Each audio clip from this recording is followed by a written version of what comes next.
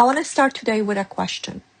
Has anyone ever explained to you what inflammation actually is? Not just told you about, I have it, but actually explain the mechanism, what it does, why it happens. And this is the part that almost never gets addressed. Why, for some of us, it's just one turned off. Because here's the thing. Most of us are walking around with chronic pain that have been, and we have been told at some point that inflammation is involved or inflammation is the reason for our chronic pain. But we haven't been actually given the full picture. And without that full picture, we can't really understand why what we're doing isn't working or what might actually help us. So that's what today's video is going to be all about. I want to walk you through inflammation from the beginning, what it is, what it's supposed to do, why it sometimes gets stuck, and the role the brain and the nervous system play in all of it. So let's get started.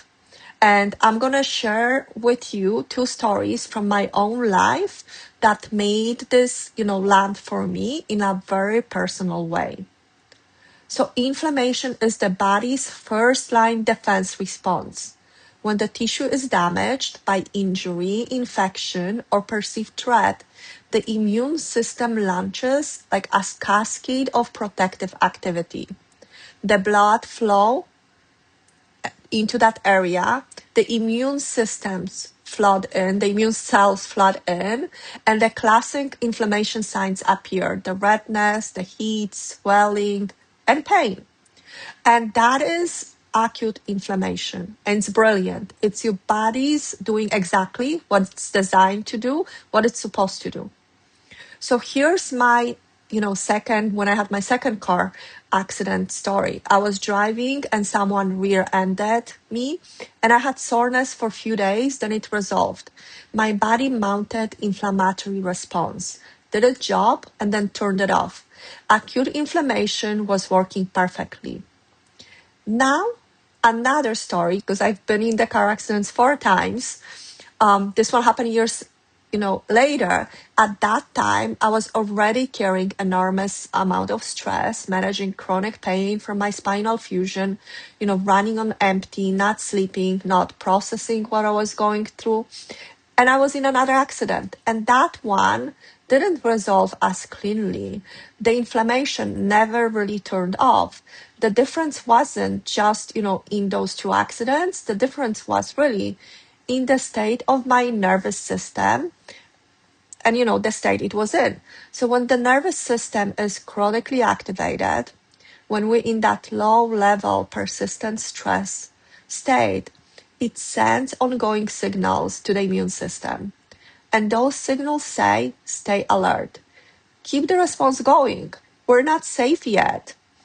And, the result is really that chronic inflammation. An immune system that is never fully powering down, a body that stays in that, in a state of tissue level alarm, even when the original injury has long since healed. And this is where the brain becomes central, because the nervous system and the immune system are not separate. They're in the constant bidirectional communication. What happens in the brains affects what happens in the body. And what happens in the body affects what happens in the brain. It's really bidirectional. And, there's a phenomenon called centralization, and it's not a phenomenon, like people are diagnosed with central sensitization, where the pain processing part of the nervous system become amplified. The volume knobs gets turned on, a sensation that would normally be 2 out of 10 gets transmitted and perceived as 9 or 10 all the time. The brain in this scenario learned that the environment is dangerous and it responds accordingly.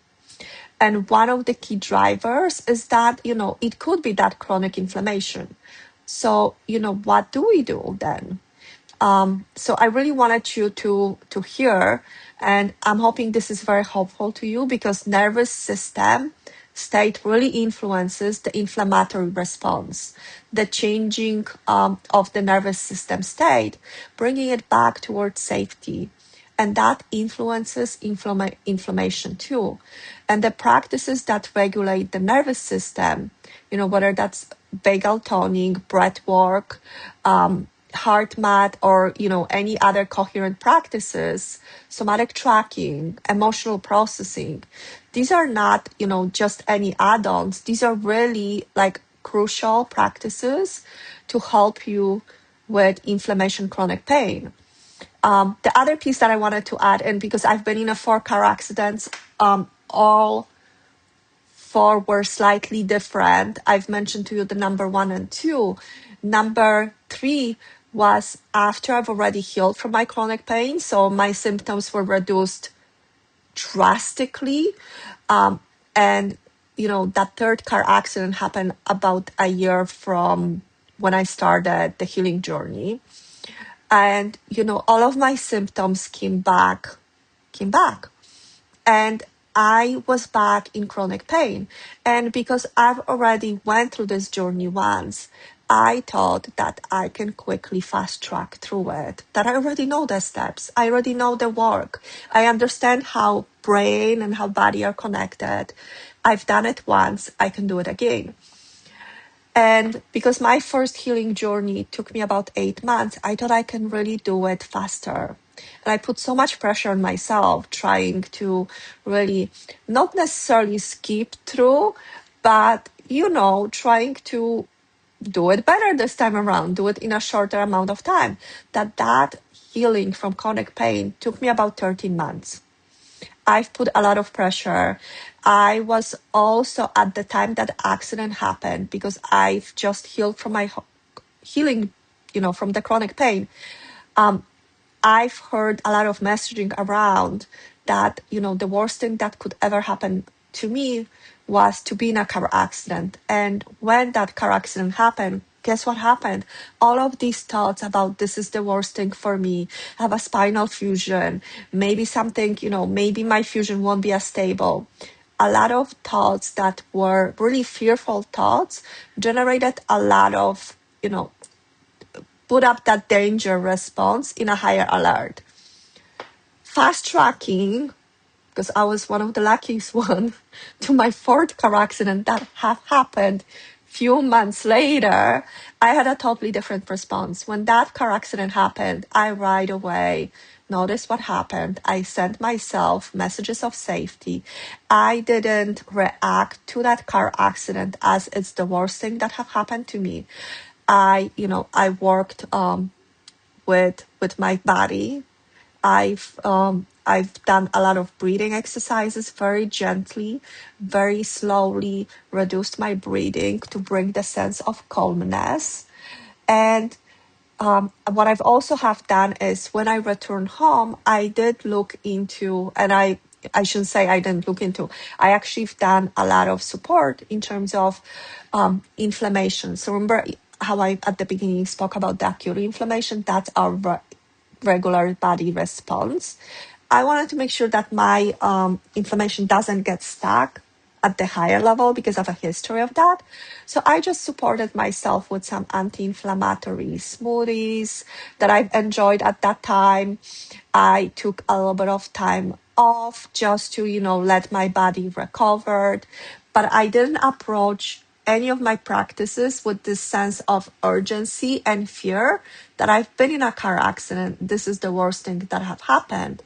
I've approached this from, I was in a car accident. It happens. This is just temporary. My body is recovering. My body is strong. I know what to do. I am safe. There's no danger around me. So I've kept those practices right after, and this recovery from this 4th car accident went very, very smoothly. It definitely wasn't the same experience as my previous recoveries. So if you have any questions about inflammation, our nervous states, our inflammatory responses, let me know. Put any questions you may have below. I'm happy to respond to them. Or even if you want me to dig into specifically any of the post-car accident recovery methods that I've used, I'm happy to do that as well.